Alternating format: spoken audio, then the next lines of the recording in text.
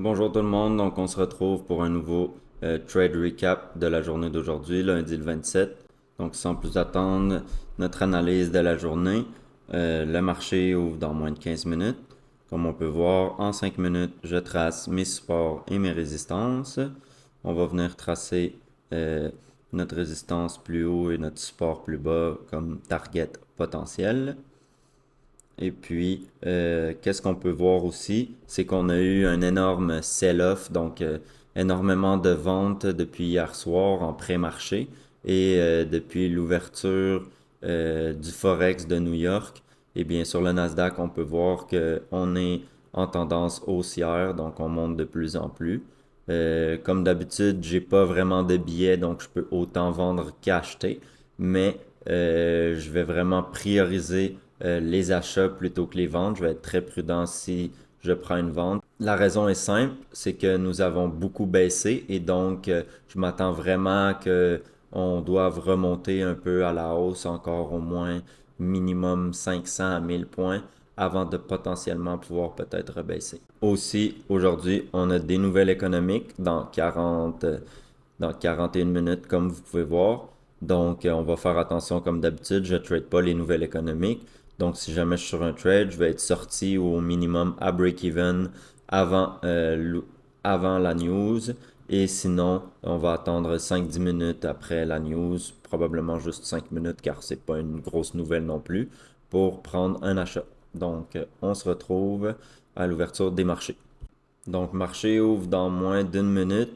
On est en train de faire une belle rejection. On peut voir qu'on avait brisé notre double top, mais je crois que c'est un fake out, donc c'est qu'une fausse cassure. Et on peut voir on est en train de faire une belle rejection qui vient en confluence avec notre zone. Donc, si la bougie ferme dans moins de 40 secondes. Si la bougie ferme à un beau marteau comme ça baissier, eh bien, si la prochaine bougie vient briser cette bougie-là et qu'on re-rentre dans notre ligne de support, eh bien, je crois que je vais venir prendre un achat. Bon, donc, si jamais le marché vient briser notre autre support plus bas, je vais prendre le trade. Mais on a brisé à la hausse, comme vous pouvez voir. Donc, on prend notre achat. Et puis, mon stop loss va être en bas de la bougie de la dernière mèche de la dernière bougie, le marteau. Et puis je vais venir targeter juste les plus hauts car je crois que juste les plus hauts vont me donner 5, vont me donner 1000 $ et il me manque même pas, je crois, 800 $ pour avoir passé le challenge que je suis en train de vous faire. Je vais vous faire une vidéo. Je trade aussi pour ceux qui veulent le savoir un compte personnel bien sûr. Ça fait longtemps que je fais plus vraiment de prop firm de firmes financées. Mais je voulais tester ces firmes financées-là en futur, car moi j'ai fait principalement des firmes de Forex. Et on peut voir, on est à 980 et hop, j'ai clôturé le trade. Et c'est un excellent trade et je peux vous dire que ça va continuer à monter. Juste à voir la bougie, on a une belle cassure. On pourrait même prendre le trade en ce moment même si je ne serais pas sur mon compte financé. En ce moment, j'aurais pris une deuxième position et j'aurais laissé rouler au moins jusqu'à notre prochaine zone de support.